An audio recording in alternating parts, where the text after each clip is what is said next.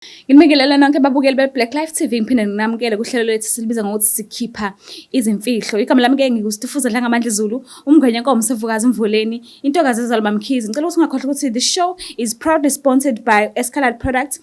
Mekuphela nje le video le, ngicela ukuthi ungabusuyivali, ungabusishiya kanjalo. Ukhona umuntu ozokuchazela kabanzi ukuthi le products le yenzani nanokuthi uzoyithola kuphi nini kanjani, because ekhona ama-contacts azobe sinishiyele wona. So today ngihlelo ubhuti la uzochazela kabanzi ukuthi why la ekhaya, why ngivakashele, ufuna ukuthi agonyuluke ini, esimhlukumeza isikhathi singakanani. Konke nje lokho ngicela simuze ukuthi usiphatheleni namhlanje. Sawubona. Yebo sawubona. Kunjani? Ngiyaphila kunjani? Ngiyaphila nami. Ngicela ubulisa ababukeli emakhaya mase sichazela ukuthi uze ngani la ekhaya namhlanje. Okay, ngicela uqale ngibingelele bonke ababukeli beBlack TV. Blaqlife TV. So, indaba yami ithanda ukuba ukujula kancane, kodwa ke iphinde futhi abanye ibahlekise, kodwa yini isitori esibhlungu. Okay. Njengoba mina ngihleka nje ngingakeza ukuthi kuthiwani, ngicela ukuzwa ke. Kwenzakalani? Cha nje angifuni ukulonga ngiyithathela kude.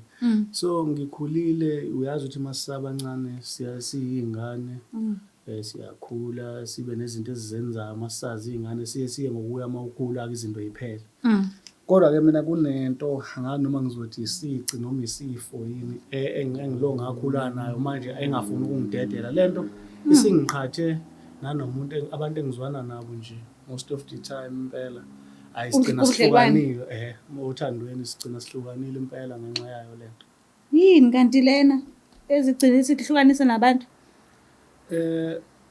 Uyazi ukuthi uma usakhula usamncane njengoba kade ngichaza ngithi kunezinto ezifike zikwehlele nje emzimbeni womuntu uthi mhlambe mengena estage mhlambe umelwa yindona kanjalo kube nezinto ezinjalo nayo ke into ethi ayibe kanjalo njengoba ngiyilana kodwa ngizoconfessa kumuntu wami engithandana naye ngayo ngoba sikube nesikhathi eside efisa ukungivakashela endlini. Uthola ukuthi ngiyanqaba ngilo ngithi ngisemsebenzini methu ufuna ukuze ebusuku ngilo ngimtshela ngithi ngibusy ngisebenza nje lokhu ubhuta nje yabona umethu ufuna ngoba sihlala ngala eThekwini sonke siqashile kodwa uke wafika nombono ukuthi yena asihlale ndawonye sisave imali nalokho ngakunqaba ngesimo sokuthi mina ngiyasazi lesimo esingiqinile noma esingiphethe ukuthi ngesikwazi ukuhlalelana. Pho yini enza ukuthi ungene kuma relationship, yini ekwenza ukuthi ushele mekuthi unesimo esingakwenza ukuthi intombi mayisiqomile usunayo isithi manje sifuna ukuthi nivakashelane nenze izinto njengokuqomana kwenu uphinde uyivimbe futhi? Cha ukuthi izinto mhlawumbe kuye kwenzeka into uyitshela ukuthi mhlawumbe izokwenzeka iyenzeke ngephutha mhlawumbe izophinda idlule nanokuthi futhi ke phela njengoba ngumuntu wesilisa imizwa nami ngiyaphila uyabo umuntu wesilisa nje ngi-right manje ngiyamdinga umuntu wesifazane egcineni as long as nginayo inkinga enginayo kodwa ngiyamdinga umuntu wesifazane kodwa ke namhlanje ngizokhonfessa asithatha sibekeke ukuthi yini le ezigcina ukwenza ukuthi unqabe imama lifuna ukuyizela endlini. Kusho ukuthi mina ngicela ukuthi isifo ngoba isigaba esengikusona seminyaka asisangivumele ngathi wangenza leyo kodwa mina nje kahle kahle nasisi uma ngilele ebusuku ngiyaphunyuka. Ndlelani ngo number 1 or ngo number 2 ziningi indlela zokuphunyuka? Cha nje ngiyachama mina mangilele. Yo iyo nje inkinga le esidala ukuthi ngibe nezinkinga eziningi nomuntu wami ngoba nayo sengibuze kaningi ukuthi kanti ngikanjalo uma efuna ukuzolala endlini yabo uyanqaba even makuthiwa uzongivakashela hlezi ngizoqala ngiwasha amashidi noma ngithenga amashidi amasha because le nkinga sengithi bengithi ethi mhlawumbe lo into yenzeka uyitshela ukuthi hayi iyadlula mhlawumbe kwenzeka iphutha because kuyenzeka uma usemncane kube ukuthi uyaphunyuka because khona lamaphipho la afikayo uthi ulele kube ngazuthi uhamba nomngani wakho siyachama sonke lana nje ususu uyavuka ujikijiki umpethu umanzi kodwa kube into ephelayo na ukhula.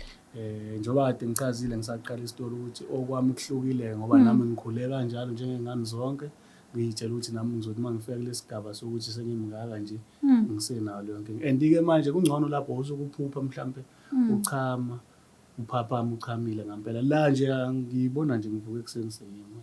Ayikho nje indlela ozwa ngayo. Ngike ngayizama lento kodokotela banginika amanye amaphilisi kodwa kwakhomba ukuthi ayi angisizakali kuwona. So manje ngiyabona mhlampe lo muntu engizomshiya manje mhlampe kwasikisi. Hawe ma. Ngale nkinga. And akekho sekwaphumela obala wamtshela ukuthi inkinga yakhe ngiyaqala njengoba sengiyisho nje ngizoyisho kulo ngithandana naye. So mangabe usumtshela ke le ndaba le avela aphathe kabuhlungu ngalendlela ukuthi no ngeke ngize ngikhona mina ukuphila nomuntu onje impilo yami yonke. Uzobe uzokwamukela ukuthi uzokwenza njani nje? Ya into enjalo ngiyilindele vele ngoba njengoba ngizoyisho lento manje ngoba seyinesikhathi ngihlupha nami sengikhathele ukuthi ngilahlekelwe ubudlelwane bami ngenxa yalento. So njengoba manje ngizoyikhuluma kuyena ngilindele noma yini uma engithanda ngokweqiniso uzongivumela sihambe naye le ndlela angisize mhlawumbe ngagcina ngisizakalile. Mawukuthi ke futhi akakuvumi lokho anama yeke into engayenza kodwa kumele namhlanje lalelazi iqiniso. Yilokho nje ngikuzelela kwa Blaqlife. Yena umuntu kanjani imama lakho? Umuntu yena oyinono. Inono. Lokho nje uyinono impela and umuntu onamawala. Ey'ntweni unamawala mezwe into nje ebhedayo umuntu othetha ufuna ukuthanda ukukhulumela phezulu. So ngilindele noma yini njengoba ngisho. Useke wazama ukukhulumisana nabazali bakho ubatshela ukuthi hayibona inkinga ingapheli phela le nikhule niyazi. Bayazi inkinga yami ekhaya. Kuze kube manje. Bayazi. Ayikho mhlawumbe into esebazama ukukusiza ngayo. Ayisesikuzamile okuningi odokotela basentshonalanga sazama nabangapha besintu still kodwa angazi lenkinga. Asike sizameni ukukhuluma naye umuntu wakho lo. So njengoba ufuna umtshela kona lokho namhlanje into ekuphushayo ukuthi usuyafuna manje ukuvakashelwe ubusuku bonke. Yebo. Awusafuna lokho egcina imini. And nanokuthi nami nginey'nhlelo ngaye lo muntu engimtholile manje ngiyabuka ukuthi ngizoqhubeka kanjani ney'nhlelo umuntu kunemfihlo enzima kanje. Iy'nhlelo ey'ndani nje. Ufuna ukuvela ekhaya kubo. Yebo ngifuna ukumenza. Ujimile ephaketheni ne? Uyacaphuna kuyasala. Noma ngingayi kakhulu kodwa ke nje hayi sengihlangana. Kuyaphileka kodwa. Yiyo le nkinga nje engihlupha. Ngikufisela inhlanhla sike sizama ukumthola.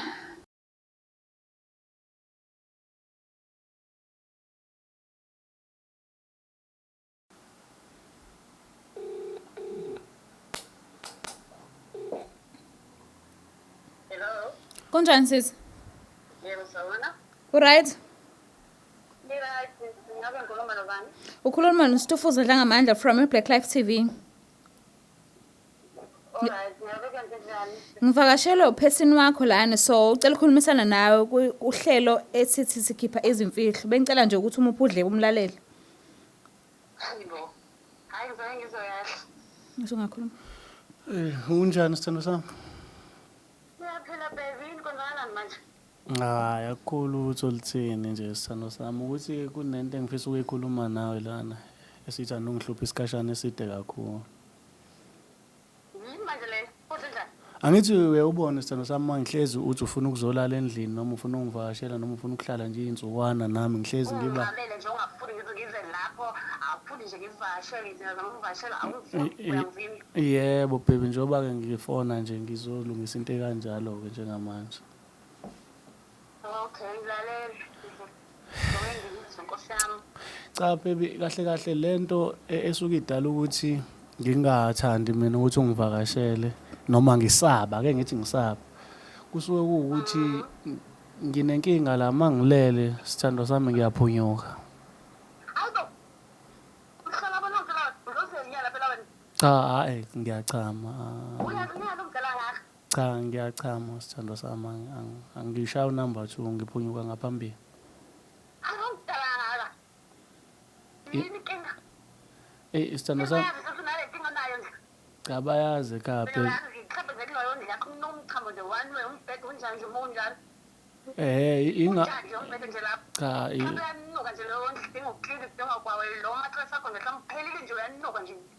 phela sithando sami njengoba ngifonela ukuthi sizame ukukhuluma into ekanjalo njengoba ngilana ngifisa ukuthi lento ulala uyazi namhlanje ngoba isingihlupha isikhathi eside and mina nawe sesithandana isikhathi. Ngiyachama sithando sami angiyenzi unumber 2 ngiyaphinda namanje. Hayibo, angikaze ngizwe into enjalo mina emhlabeni. Ilokho. Angikaze ngizizwe. Ilokho-ke bengifisa ukukhuluma nawe mama, ngazi ukuthi into ekanjalo noma uzokwazi yini ukuthi siyilungise kanjani. Mhlawumbe kodwa ngidinga usizo ukuthi ungisize. Ekhaya sizamile lento ayenzekanga ngendlela esizame ngayo. Ingakho ngiconfessa kuwena ngoba nami ngiyafisa ukuthi sigcine sibe nekusasa elingcono sinawe. Ingakho ngizokhuluma lento ukuthi ayikho mhlawumbe indlela mhlawumbe singasizana ngayo ukuthi nami ngiphume kule nkinga engikuyona.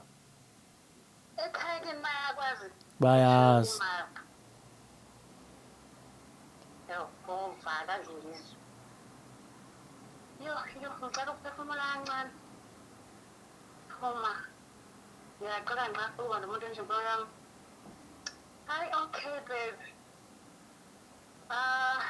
Yo, angazi ngizinto nje. Imhlolo le. Ayibona lapho TV mhlawumbe angihleka nje. Uzizwa kanjani mama uthole lezi ndaba? Hayi sis.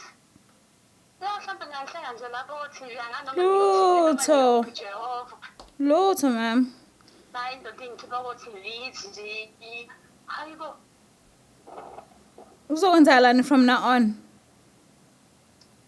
Hey, awuzozama sibuye sikhulume but kodwa bengizwe ngimlahle ngoba usizo waconfess ngiyayithi ukuthi amantombazane mhlawumbe nomakoti unani. Oh, izathu so. But inhliziyo yami si-right. Ngumlahlela ubani? Wofuna ukumlahlela ubani? Bangithi mhlawumbe khona ahlala naye phela ngoba ngizama ukuthi ngiyamlahlela akafuni. Ngithi akafuni. Hayi nje mhlawumbe khona umuntu ahlala naye. Ngike ngambuza. Ukuthi unale nkinga engaka. Ngike ngambuza ukuthi why efuna ukuthi ahlambuluke njengamanje manje wathi uneinhlelo ngawe. So Angos? Inhlelo ziphi ubusisi? Hayi, I'm not allowed ukuthi ngisho bekumana ngiyachaza nje ukuthi uneinhlelo ngawe ezinhle. So ngiyacela bandlo wakhe ithuba nizama ukuthi nixoxisane ubuso nobuso. Nibone ukuthi nizophuma kanjani enkingeni enjena. And ukuba angikholelwe ekuthenini ubengenazi inhlelo kwamampela ukuthi ubezosho.